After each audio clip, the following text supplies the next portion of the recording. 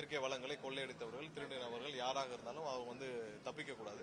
So அதில் என்னென்ன violations இருக்குன்னு அனைத்து அசஸ்மெண்ட்டும் பண்ண சொல்லி மைன்ஸ் டிபார்ட்மெண்ட்டுக்கு உத்தரவிடப்பட்டுள்ளது. ஸோ அவர்கள் வந்து கம்ப்ளீட்டா இதுவரை வந்து கடந்த 7-8 ஆண்டுகளாக இயங்கி வந்த குவாரிகள் எதெல்லாம் வந்து மூடப்பட்டிருக்கு, இல்லை இப்போ கரண்டா இருக்கிற குவாரிகள் அனைத்தையும் அசஸ் பண்ணி எதெல்லாம் வந்து விதிமுறைகள் மீறி செயல்பட்டு இருக்கோ அனைத்து மீது நடவடிக்கை எடுக்கும் வேலைகளை துவங்கியிருக்காங்க. ஸோ அசஸ்மெண்ட் வேலைகளை துவக்கப்பட்டிருக்கு.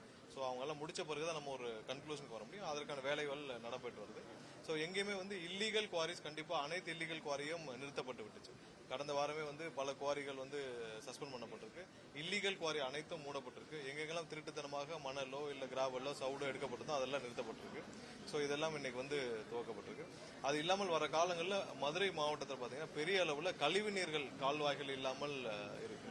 ஸோ இந்த கழிவுநீர் கால்வாய்களை சீரமைக்கும் பணிகளில் என்னென்ன மாதிரி திட்டங்கள் கொண்டு வரதுக்கான ஆய்வுகள் இப்போதான் துவக்கப்பட்டிருக்கு. ஸோ இதெல்லாம் முடிவடைய பல காலம் எடுத்தாலும் உடனடியாக ஒரு சில இடங்களில் வந்து மக்கள் பெரும் அவதியில் இருக்காங்க இந்த கழிவுநீர்களை வெளியேற்றுவதற்கான வேலையை. ஸோ அவங்களுக்கு டெம்பரரி ஸ்கீம்ஸ் ஏதாவது போட முடியுமான்ற அசஸ்மெண்ட்டும் எடுத்திருக்கு. ஏன்னா பெரிய அளவில் ஒரு திட்டங்கள் கொண்டு வரணும், அது பல ஆண்டுகள் எடுக்கும். பட் இப்போதைக்கு டெம்பரரி சொல்யூஷன்ஸ் என்ன கொடுக்க முடியுன்ற ஆய்வுகளையும் எடுக்க அவங்கள்ட்ட கார்பரேஷன்ல சொல்லி பேச சொல்லியிருக்கோம். ஸோ அவங்களும் அது சம்பந்தமாக திட்டமிட்டு அடுத்த ஒரு சில வாரங்களில் அந்த ஆய்வுகளை முடித்து விட்டு வருவார்கள். ஸோ டெம்பரரியா அவங்களுக்கு வந்து இப்போ கழிவு நீர்கள் வெளியேற்றுக்கான திட்டங்கள் என்ன இருக்குன்னு சொல்லணும். அது வந்து எப்படி செய்யணும்னு சொல்லி செயல்படுத்த சொல்லியிருக்கோம்.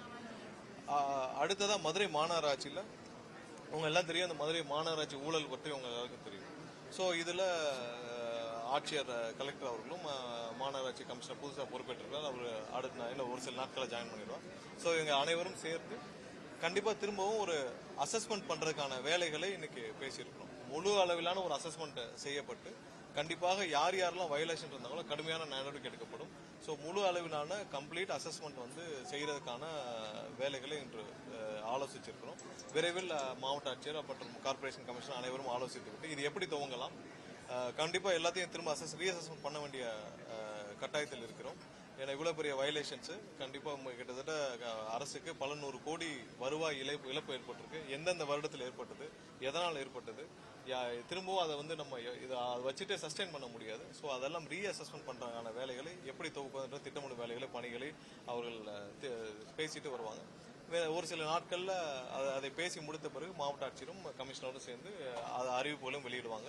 ஸோ அதுக்கப்புறம் திட்டமிட்டு கண்டிப்பா விரைவில் அனைத்து அசஸ்மெண்ட்டையும் முடிச்சு இதை எங்கெங்க தவறு இழைக்கப்பட்டதோ அது கண்டிப்பா அதற்கான வழக்குகளும் ப்ராப்பரா முறையாக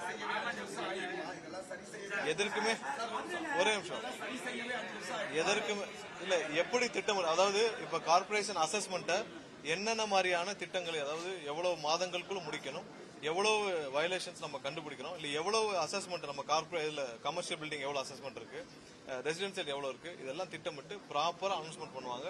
இதற்கான பெரிய அளவுல டீம் கன்ஸ்டியூட் பண்றதையும் வந்து மாவட்ட ஆட்சியரும் கார்பரேஷன் கமிஷனர் சேர்ந்து பண்ணுவாங்க.